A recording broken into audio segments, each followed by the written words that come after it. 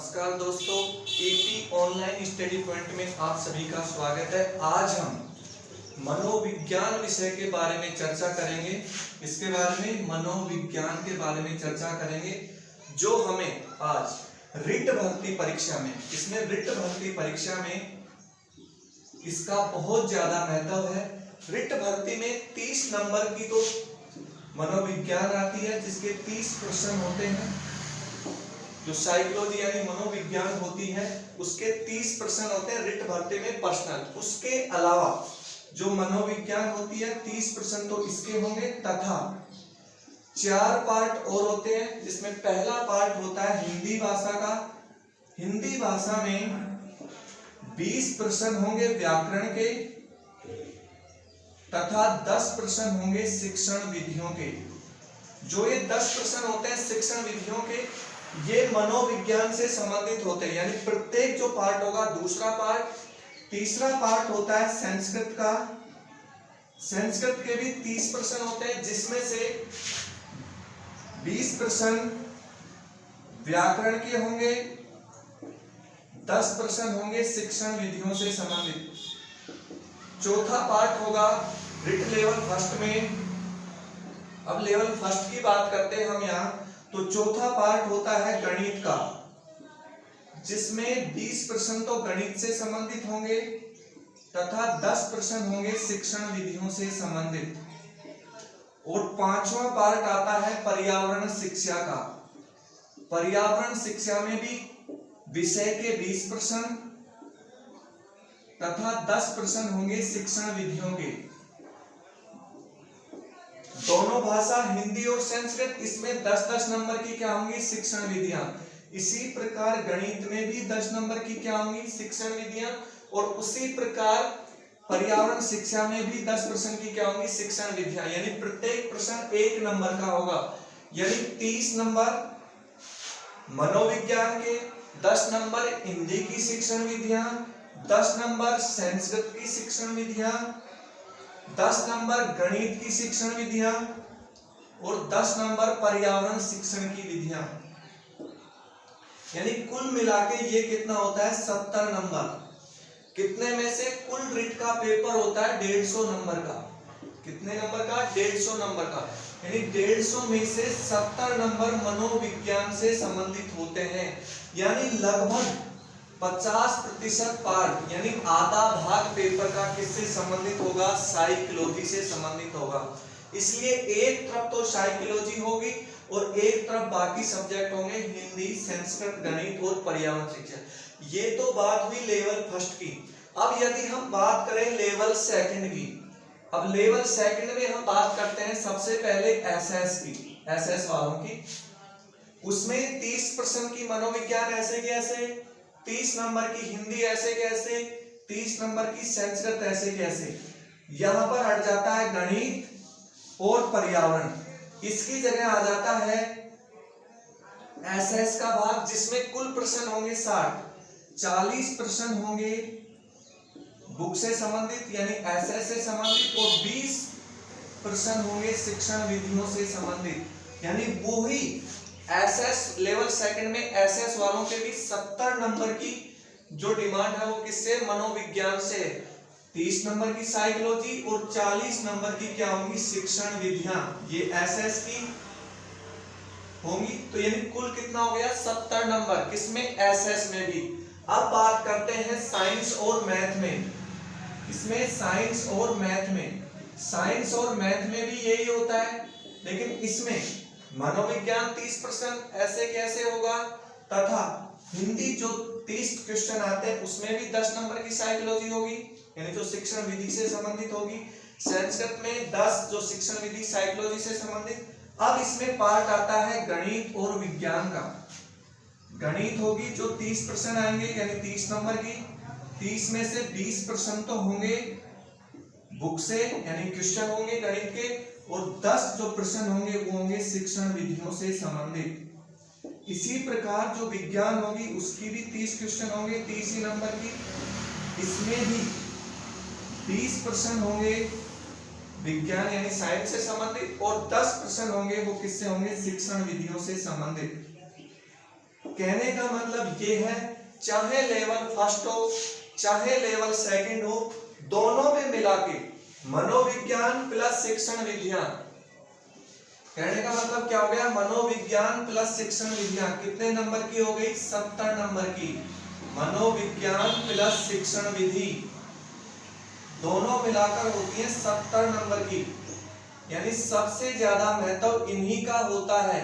ये दोनों मिला के होती है 70 नंबर आएंगे इसके 150 में से। यानी जिसने ये भाग अच्छी तरह से अचीवमेंट कर लिया उसको रिट फाइट करने से कोई भी नहीं रोक सकता। यानी रिट उसी का क्लियर होगा अच्छी तरह से, यानी सिलेक्शन उसी का होगा जो मनोविज्ञान प्लस शिक्षण विधियों की जो 70 नंबर है इनको अच्छी तरह से अटेम्प्ट करेगा। यानी जिसके इन 70 में से बढ़िया नंबर आएंगे उसी का सिलेक्शन होगा।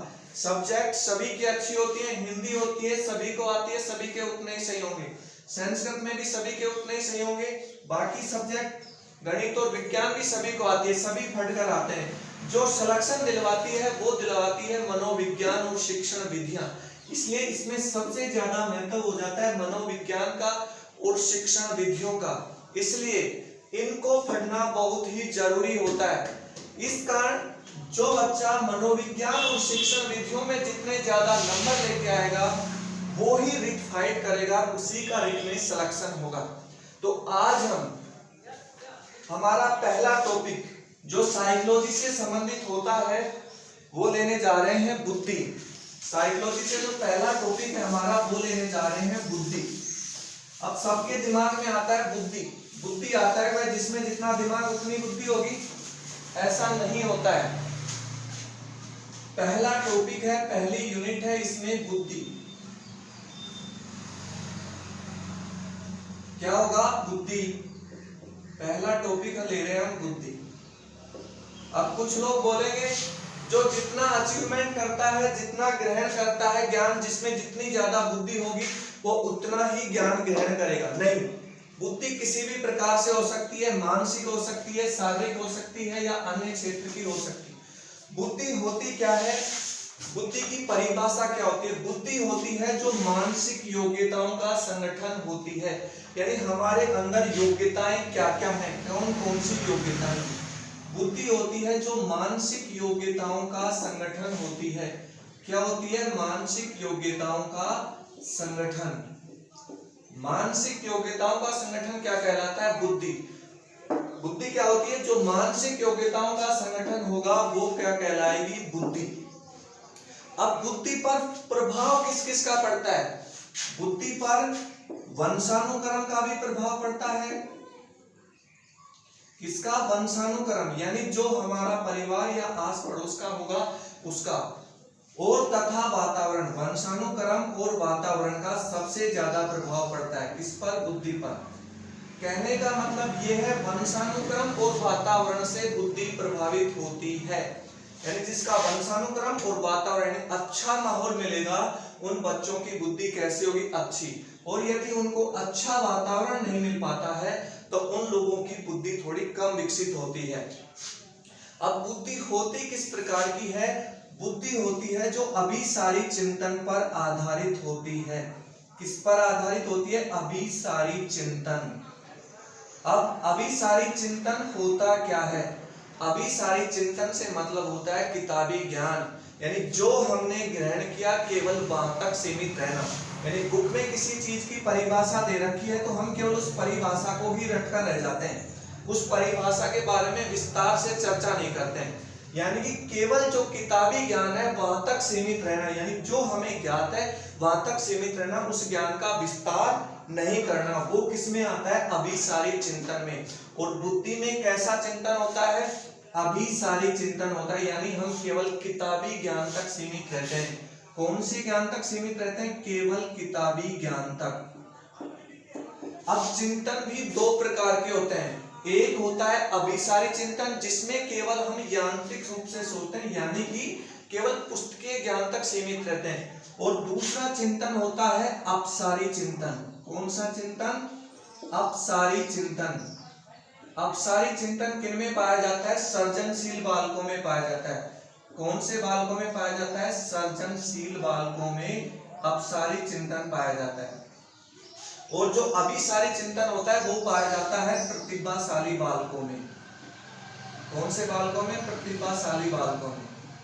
अपसारी चिंतन का मतलब होता है अपने ज्ञान में विस्तार करना, यानी जो ज्ञान हमने ग्रहण किया है उसका अपने, यानी जो किताबी ज्ञान है उसके बाहर भी इस्तेमाल करना, यानी उसके बारे में विस्तार से सोचना।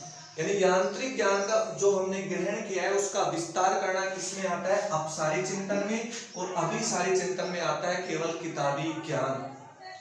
अब आता है कि जो प्रश्न होते हैं हमारे पास, एक होते हैं निबंधात्मक प्रश्न और एक होता है ऑब्जेक्टिव टाइप प्रश्न। यानी ऑब्जेक्टिव टाइप यानी उसमें एक निश्चित आंसर होता है, ये है तो ये है, उसके अलावा कुछ नहीं होगा। वो तो आता है किसमें?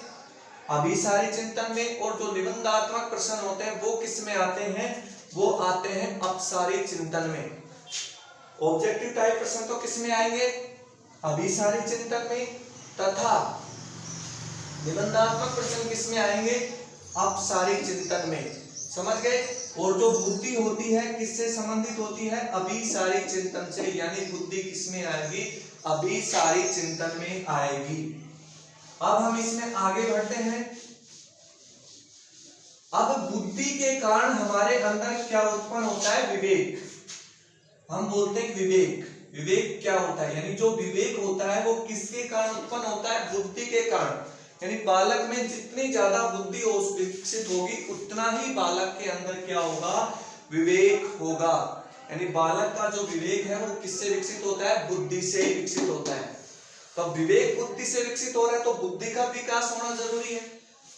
तो सीधी सी बात है, जो बुद्धि का विकास है बच्चे के पैदा होते ही शुरू हो जाता है। लेकिन किस सीमा तक होगा? कुछ कहेंगे भाई जब तक व्यक्ति मरेगा जब तक बुद्धि का विकास होगा। जी नहीं, ऐसा नहीं होगा। बुद्धि का विकास अधिकतम, यानी बुद्धि का जो अधिकतम विकास है वो होता है किशोरावस्था में। बुद्धि का अधिकतम विकास किशोरावस्था में होता है। किसमें होता है? किशोरावस्था में। बुद्धि का अधिकतम विकास किशोरावस्था में होता है, 14 से 16 साल के बीच। किसके बीच? 14 से 16 वर्ष के बीच। यानी बालक की जो बुद्धि है उसका अधिकतम विकास होगा 14 वर्ष से 16 वर्ष के बीच। यानी बालक जब पैदा होगा उसके बुद्धि का विकास होना शुरू हो जाएगा, लेकिन जो उसकी अधिकतम बुद्धि विकसित होगी वो कहां तक होगी? किशोरावस्था में, 14 से 16 साल के बीच। फिर उस बच्चे की बुद्धि का विकास नहीं होगा, फिर वो चाहे कितने ही उम्र हो, अधिकतम विकास कहां तक होगा? किशोरावस्था तक। अब बुद्धि होती है जो हमारे सीखने से संबंधित होती है। किससे संबंधित होती है? सीखने से संबंधित। तो सीखने की जो क्षमता होती है, सीखने की क्षमता का सर्वाधिक विकास, किसका? सीखने की क्षमता का सर्वाधिक जो विकास होता है, सीखने की जो क्षमता होती है उसका सर्वाधिक विकास होता है वो शैशवावस्था में होता है। किसमें होता है? शैशवावस्था में। यानी बच्चा जब पैदा होता है उसी के बाद उसका सर्वाधिक होता है, यानी कि 1 से 3 वर्ष तक। यानी सीखने, यानी बालक अधिकतम कब सीखता है? केवल 3 वर्ष तक। उसके बाद जो उसकी सीखने की जो स्पीड होती है वो थोड़ी डाउन हो जाती है। अधिकतम स्पीड कब होती है? शैशवावस्था में, 1 से 3 वर्ष के बीच में अधिकतम जो सीखने की अवस्था होती है वो कितने में होती है? 1 से 3 वर्ष शैशवावस्था में। ये तो था बुद्धि का नॉर्मल परिचय। अब बताते हैं जो बुद्धि शब्द है वो कहां से आया? बुद्धि शब्द है जो सर्वप्रथम प्रयोग मनोवैज्ञानिक गाल्टन ने किया था। किसने किया था? बुद्धि शब्द का सर्वप्रथम प्रयोग, यानी बुद्धि शब्द है इसको सर्वप्रथम उपयोग में कौन लेके आए थे? गाल्टन, मनोवैज्ञानिक गाल्टन लेके आए थे। मनोवैज्ञानिक गाल्टन ने बुद्धि शब्द का उपयोग सर्वप्रथम 1885 में किया था। कब किया था बुद्धि शब्द का प्रयोग? 1885 में। जो गाल्टन थे उन्होंने बुद्धि शब्द को सर्वप्रथम 1885 में प्रयोग किया था। अब आती है बुद्धि की परिभाषाएं, यानी बुद्धि शब्द की परिभाषाएं क्या होंगी? तो बुद्धि की परिभाषाएं अलग अलग मनोवैज्ञानिकों ने अलग अलग दी हैं। तो सबसे पहले जो मनोवैज्ञानिक थे वो थे वुड्रो। वुड्रो ने कहा था बुद्धि ज्ञान अर्जन करने की योग्यता है। क्या कहा था? बुद्धि ज्ञान अर्जन करने की योग्यता है। यानी जो हम ग्रहण करते हैं, ज्ञान ग्रहण कर रहे हैं, वो ही क्या है? बुद्धि। ज्ञान अर्जन करने की योग्यता है बुद्धि। क्या है? ज्ञान अर्जन करने की योग्यता। यानी बालक जो कुछ भी सीख रहा है वो किसकी बदौलत सीख रहा है? बुद्धि की बदौलत। ये परिभाषा किसने दी? बुट्रो ने। बुट्रो ने कहा कि जो हम भी अर्जन करेंगे, जो भी ज्ञान कहीं भी ग्रहण करें, ये मतलब नहीं स्कूल में ग्रहण करें, कहीं भी अपने आस पड़ोस में, विद्यालय में, कहीं जा रहे आ रहे, कहीं भी तो ज्ञान ग्रहण करते हैं, वो किसकी बदौलत करते हैं? बुद्धि की बदौलत। अब दूसरे वैज्ञानिक थे स्टर्न। स्टर्न ने कहा कि बुद्धि नवीन परिस्थितियों में समायोजन करने की योग्यता है। क्या है बुद्धि? नवीन परिस्थितियों में समायोजन। बुद्धि नवीन परिस्थितियों में समायोजन करने की योग्यता है। बुद्धि नवीन परिस्थितियों में समायोजन करने की योग्यता है। क्या है? नवीन परिस्थितियों में समायोजन करने की योग्यता है। करने की योग्यता है। यानी कि हमारा वातावरण एकदम चेंज हो जाए, जैसे हमारे सामने हम कहीं दूसरी जगह जाके शिफ्ट हो रहे हैं या नए लोगों के बीच जा रहे हैं, नए लोग हमारे बीच आ रहे हैं, तो उन लोगों के साथ हम समायोजन किसके कारण करेंगे? बुद्धि के कारण करेंगे। हम बुद्धि के कारण ही उस स्थान पर या उन लोगों के बीच में समायोजन कर सकते हैं। ये किसने कहा? स्टर्न ने। तीसरी परिभाषा दी थी बर्ट ने। बर्ट ने कहा था बुद्धि तर्क करने,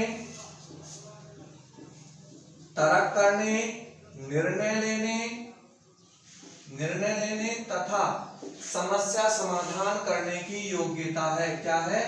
समस्या समाधान करने की योग्यता है। बर्ट ने बताया जो हम आपस में तर्क करते हैं किसी विषय पर, वो किसके कारण करते हैं? बुद्धि के कारण करते हैं। हमको डिसीजन ले पाते हैं, किसी भी चीज के बारे में हमें डिसीजन लेना होता है, वो किसके कारण लेते हैं? बुद्धि के कारण लेते हैं। और जब हमारे सामने कोई समस्या उत्पन्न होती है, उस समस्या का समाधान भी हम किसके कारण लेते हैं? बुद्धि के कारण लेते हैं। तो दोस्तों आज हमने किसके बारे में पढ़ा है? बुद्धि के बारे में। अब इसके आगे हम कल वाली क्लास में करेंगे, इसलिए चैनल को लाइक कर दीजिए, सब्सक्राइब कर दीजिए और दोस्तों के साथ शेयर कर दीजिए।